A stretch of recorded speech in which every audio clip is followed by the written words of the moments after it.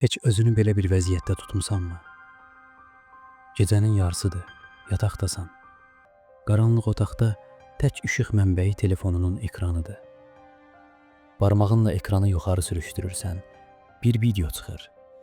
Kimsə Bali adasında günəşin doğuşunu izləyir. O birində kimsə yeni aldığı maşının sükanını çəkir. Digərində isə mükəmməl bir cütlük sanki heç vaxt dalaşmırmış kimi bir-birinə gülümsəyir. Və o an daxilində bir şeyin qırıldığını hiss edirsən. Boğazında bir düyün yaranır. Öz həyatına baxırsan.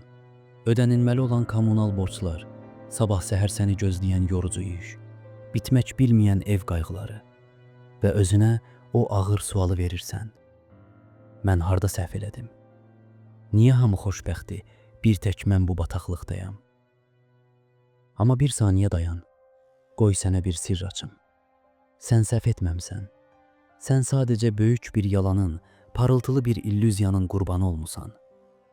Bu gün gəl o xoşbəxtlik maskasını çıxaraq və həyatın əsl üzü ilə tanış olaq.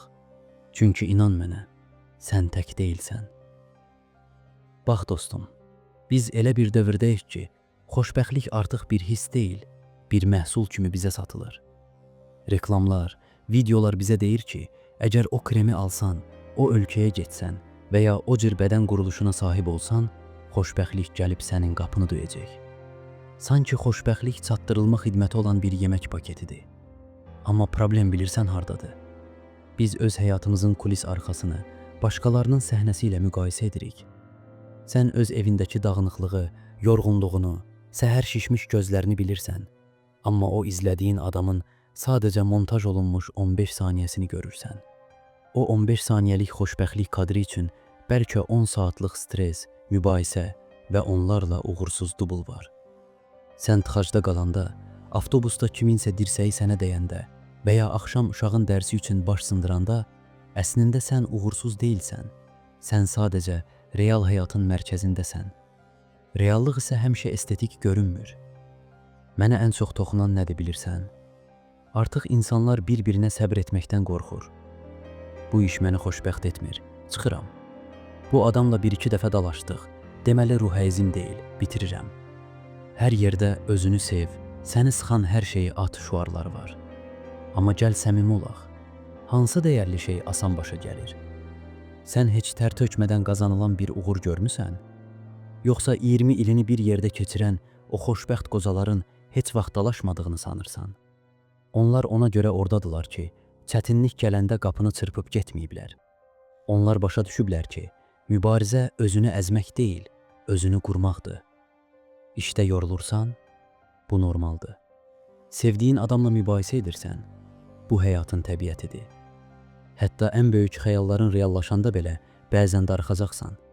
Çünki xoşbəxtlik düz xətt deyil. O enişli, yoxuşlu bir yoldur. Dostum, biraz da münasibətlərdən danışaq. Çoxumuz məni xoşbəxt edəcək birini axtarıram deyirik. Amma bu əslində çox bencincə bir yanaşmadır. Sanki biz boş bir qabıq və kiminsə gəlib bizi içərdən doldurmasını gözləyirik.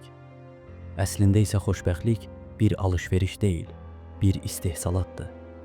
Təkcə məni xoşbəxt et demə, gəl birlikdə xoşbəxt olaq de. Çünki o zaman məsuliyyəti bölüşürsən. O zaman anlayırsan ki, qarşındakı insan da insandır. Onun da yorğun günləri, onun da dözülməz anları olacaq. Xoşbəxtlik təkcə gülmək deyil. Xoşbəxtlik o çətin anlarda, o boz günlərdə belə kiminsə əlini tutub, keçəcək, mən buradayam deyə bilməkdir. Hazır verilən hər şey müvəqqətidir, amma zəhmətlə qurulan hər şey sənin qalama çevrilir. İndi sənə ən vacib şey deyəcəm. Həyatın məqsədi hər saniyə xoşbəxt olmaq deyil. Bu qeyri-mümkündür. Həyatın məqsədi bir məna tapmaqdır. Bəzən övladın üçün etdiyin fədakarlıq səni xoşbəxt etməyə bilər. Çox yorar, yuxusuz qoyar. Amma bu sənə bir məna verir. Bəzən bir hədəf üçün aylarla gün işığı görmədən çalışarsan, canın ağrıyar. Amma o ağrının içində bir qürur var. Daimi xoşbəxtlik axtarışı insanı zəif və kövrək edir. Amma məna axtarışı səni polad kimi möhkəmləndirir. Problem gələndə niyə mən demirsən? Mən bunun öhdəsindən necə gələ bilərəm deyirsən? Çünki bilirsən ki, Fırtınasız dəniz heç vaxt bazarıqlı dənizçi yetişdirməz.